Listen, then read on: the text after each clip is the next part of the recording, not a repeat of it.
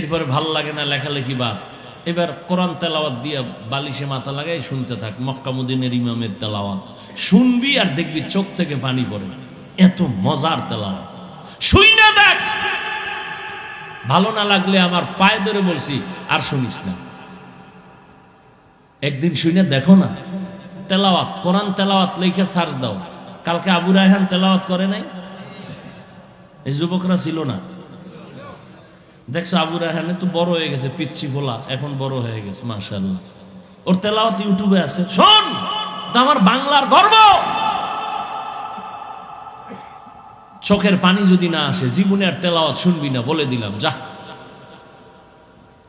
কোন সময় শুনবি? বাথরুমে বইয়া, বালিশে বইয়া। তো গো ডিউটি যখন শেষ হয়ে যাবো, যেবার শেষ, নেগেটিভ পজিটিভের ডিউটি কি শেষ, এরপরে লিখবি তেলাওয়াত। এবার আমি ঘুমাবি, তেলাওয়াতটা চালু কইরা বালিশের পাশে মোবাইলটা ফালায় শুনতে শুনতে ঘুমায় যাস, দেখিস কি মজা লাগে। তুই ভাবতেই পারবি না যে এইরকম কলিজার টাননেওয়ালা তেলাওয়াত।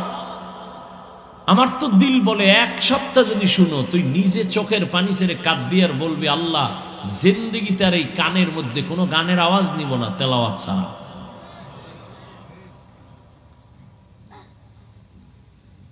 আমার অনুরোধ, আমি ডেইলি শুনতে কিনা, ফাঁকে ফাঁকে একটু তেলাওয়াত শুনো না, আল্লাহ কবুল করে। তো আল্লাহ মানুষ বানাইয়া মানুষের শ্রেষ্ঠত্ব ধরে রাখার জন্য আমার আল্লাহ দুইটা ব্যবস্থা দিলেন। কয় ব্যবস্থা?